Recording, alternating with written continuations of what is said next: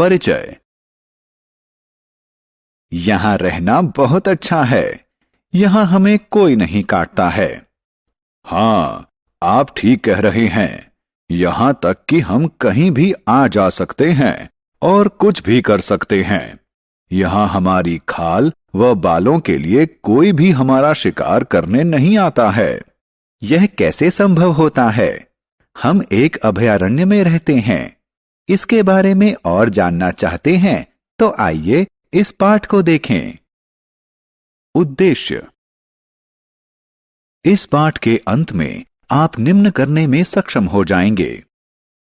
पेड़ पौधों और जंतुओं के संरक्षण हेतु विभिन्न संरक्षित क्षेत्रों को सूचीबद्ध करना। वन्य जीव अभयारण्य, राष्ट्रीय उद्यान एवं जैव मंडल संरक्षित क्षेत्र का वर्णन करना। निर्वनीकरण। मित्रों, पृथ्वी पर अनेक प्रकार के पेड़ पौधे व जीव जंतु पाए जाते हैं। वे मानव जीवन के लिए बहुत उपयोगी हैं, लेकिन इन जीवों की उत्तरजीविता के लिए सबसे बड़ी त्रासदी निर्वनीकरण है। निर्वनीकरण का अर्थ है वनों यानी जंगलों की सफाई करके उस भूमि का अन्य उद्देश्यों के लिए उपयोग करना। निर्वनीकरण के कुछ प्राकृतिक कारण भी हैं, जैसे जंगलों में लगी आग और गंभीर सूखा इत्यादि। निर्वनीकरण के मानव निर्मित कारणों में वृक्षों का कटान शामिल है।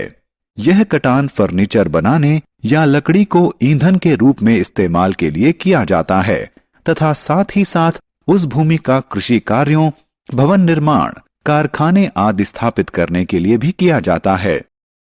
निर्वनीकरण के दुष्परिणाम। आपने निर्वनीकरण और इसके विभिन्न कारणों के बारे में पहले ही पढ़ा है। आइए अब हम इसके कुछ दुष्परिणामों के बारे में जानें। सूखा। पेड़ पौधों को प्रकाश संश्लेषण हेतु कार्बन डाइऑक्साइड की आवश्यकता होती है। वृक्षों की संख्या कम होने का अर्थ है कार्बन डाइऑक्साइड का कम इस्तेमाल के कारण इसकी वायुमंडल में अधिकता। इसके कारण ग्लोबल वार्मिंग होती है, क्योंकि कार्बन डाइऑक्साइड पृथ्वी द्वारा परिवर्तित धूप की ऊष्मीय किरणों को अवशोषित कर लेती है। बढ़े हुए तापमान के कारण जल चक्र असंतुलित होता है, जिससे वर्षा में कमी आ सकती है। यह सूखे का कारण हो सकता है। मृदा अपरदन। कम वृक्ष अर्थात अधिक मृदा अपरदन। मिट्टी की ऊपरी परत के हट जाने से उसके नीचे की कठोर व चट्टानी परतें दिखने लगती हैं। मिट्टी की इस परत में ह्यूमस होता है और यह कम उपजाऊ होती है। धीरे धीरे उपजाऊ भूमि मरुस्थल में बदल जाती है। इसे मरुस्थलीकरण कहा जाता है। निर्वनीकरण के दुष्परिणाम। निर्वनीकरण के कारण मृदा की जल धारण क्षमता में कमी आ जाती है, जो बाढ़ का कारण बनता है। मृदा की सतह से भूमि के भीतर जल के रिसाव में कमी आती है। परिणाम स्वरूप बाढ़ की स्थिति उत्पन्न होती है। वन्य जीव जंतुओं पर प्रभाव। वन अधिकांश वन्य जीव जंतुओं का वास स्थल है, इसलिए निर्वनीकरण के कारण उनका जीवन भी प्रभावित होता है। जैव विविधता का ह्रास।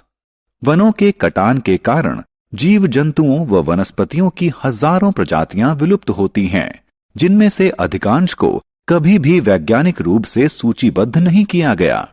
वनों एवं वन्य जीवों का संरक्षण। बच्चों, आप निर्वनीकरण के प्रभावों के बारे में जान चुके हैं, इसलिए अब आप समझ सकते हैं कि वनों एवं वन्य जीवों को संरक्षित करने की जरूरत है। इसके अतिरिक्त पृथ्वी के स्थायी विकास हेतु वनस्पतियां और जीव जंतु आवश्यक हैं। जैव विविधता बनाए रखने के लिए वनस्पतियों एवं जीव जंतुओं का संरक्षण जरूरी है और मनुष्य की उत्तरजीविता के लिए जैव विविधता जरूरी है। आप यह जानने के लिए उत्सुक होंगे कि ये क्षेत्र इतना क्यों महत्वपूर्ण है। ठीक है, इन संरक्षित क्षेत्रों में वृक्षारोपण, खेती, चराई, शिकार व अवैध शिकार निषिद्ध होते हैं।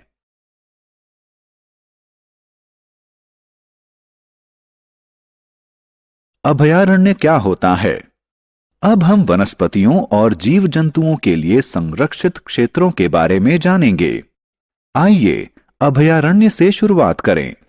वे क्षेत्र जहां वन्य जीव और उनके आवास किसी भी प्रकार के हस्तक्षेप से मुक्त होते हैं अभयारण्य कहलाते हैं। इस तरह आप समझ सकते हैं कि वन्य जीव अभयारण्य वन्य जीवों को सुरक्षा और जीविका के लिए अनुकूल स्थितियां प्रदान करते हैं। आपने अपने नगर के चिड़ियाघर यानी प्राणी उद्यान को अवश्य देखा होगा। चिड़ियाघरों में जंतुओं को सुरक्षा प्रदान की जाती है। क्या आप अभयारण्य और चिड़ियाघर में अंतर बता सकते हैं? ठीक है, चिड़ियाघर में जंतु कृत्रिम परिवेश में रहते हैं, जबकि अभयारण्य जंतुओं के लिए प्राकृतिक वास स्थल होता है, जहां वे अपेक्षाकृत अधिक सुविधाजनक परिवेश में रहते हैं। राष्ट्रीय उद्यान। यह सतपुड़ा राष्ट्रीय उद्यान है। आप राष्ट्रीय उद्यान से क्या समझते हैं? हाँ, वन्य जीवों के लिए आरक्षित वे क्षेत्र जहां वे प्राकृतिक वास स्थल और प्राकृतिक संसाधनों का उन्मुक्त इस्तेमाल कर सकते हैं, राष्ट्रीय उद्यान कहलाते हैं। यह जानना रोचक है कि यह भारत का पहला आरक्षित वन है। यह बाघों की संरक्षा यानी टाइगर रिजर्व के लिए प्रसिद्ध है। बच्चों, सरकार द्वारा बाघों को बचाने के लिए देश भर में प्रोजेक्ट टाइगर नामक परियोजना बनाई गई थी। इस परियोजना का उद्देश्य देश में बाघों की संख्या बढ़ाने व उनकी सुरक्षा सुनिश्चित करने के लिए बनाई गई थी। सतपुड़ा राष्ट्रीय उद्यान के अतिरिक्त वन्य जीवों के संरक्षण के लिए कॉर्बेट, काजीरंगा, कान्हा एवं रणथंबोर नामक अन्य राष्ट्रीय उद्यान निर्मित किए गए हैं।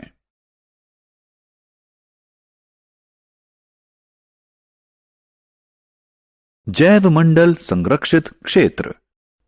आइए अब हम जैव मंडल संरक्षित क्षेत्र को देखें।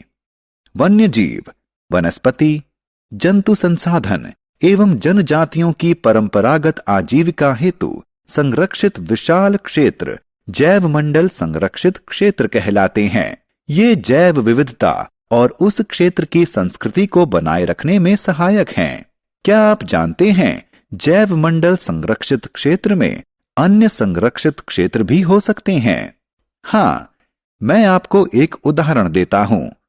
पचमढ़ी जैव मंडल संरक्षित क्षेत्र में सतपुड़ा राष्ट्रीय उद्यान स्थित है और बोरी व पचमढ़ी नामक 2 वन्य जीव अभयारण्य स्थित हैं। सारांश। आइए हमने जो कुछ सीखा है उसे संक्षेप में दोहराएं। निर्वनीकरण का अर्थ वनों के वृक्षों का भारी कटान है। निर्वनीकरण मृदा अपरदन, बाढ़, सूखा और असंतुलित जैव विविधता का कारण बन सकता है।